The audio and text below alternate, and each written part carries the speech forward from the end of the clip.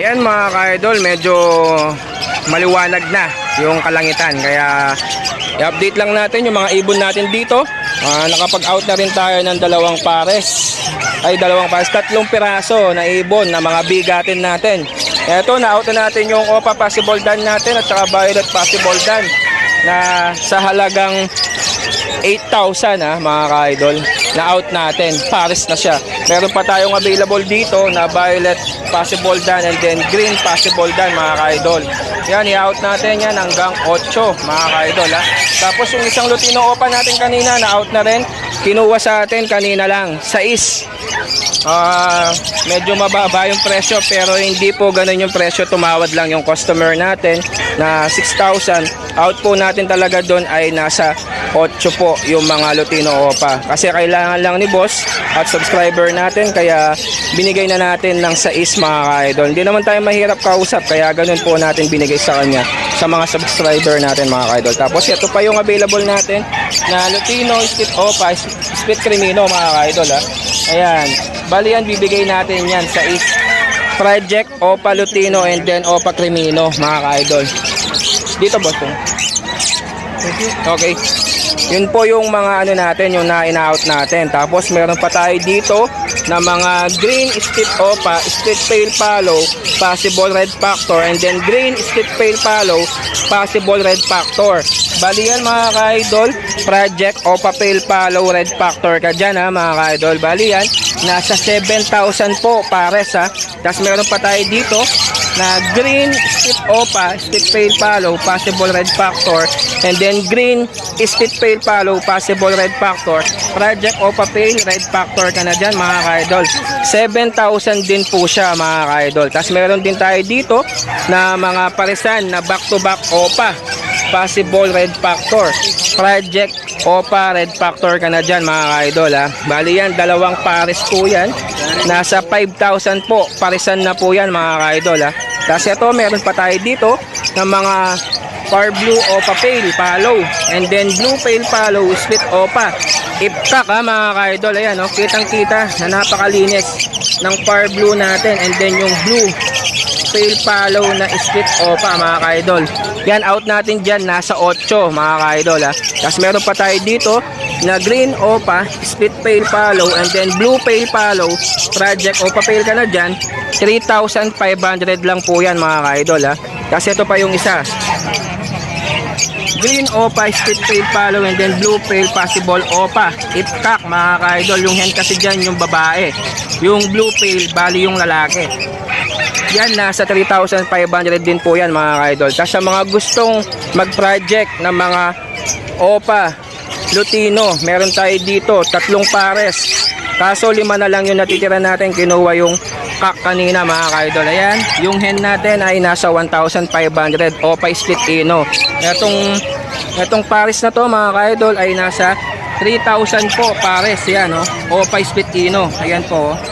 Bali 5 piraso na yan. Meron pa tayong 2 pares at isang hen mga ka-idol. Tapos meron pa tayo dito Violet Opa Split Pale Palo, and then Blue Opa Split Pale Palo, Project Opa Pale ka na po dyan mga ka-idol. Yan, nasa 3,500 po yan mga ka-idol. Tapos meron pa tayo mga low mutes.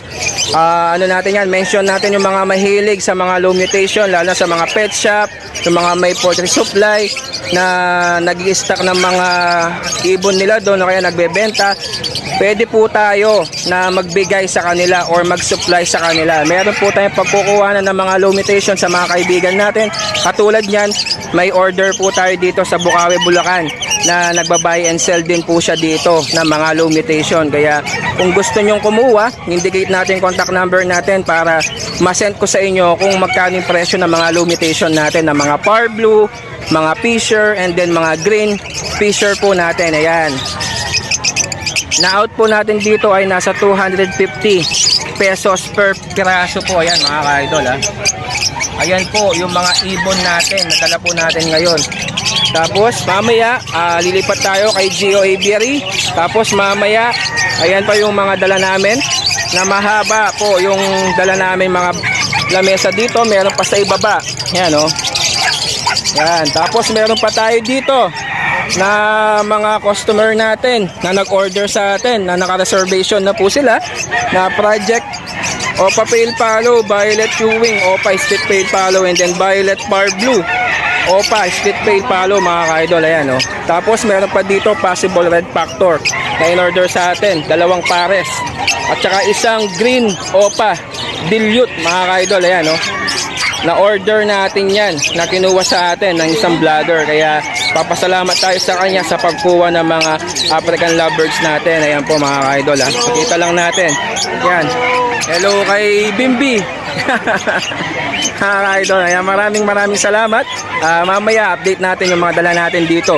Kaming magkakasama dito, mga Bulacan Boys ng San Fernando, Pampanga mga ka-idol. Ayan. Boss Gio, Boss Kelvin, and then Boss Yob, at saka mga Apalit Boys na Boss Joey. Boss Joey lang sa Kalam. Mamaya mga idol, lipat tayo kay Boss Gio mamaya mga idol. Shoutout muna natin yung mga sumusubaybay sa atin na mga customer, and then mga followers natin at mga subscriber natin.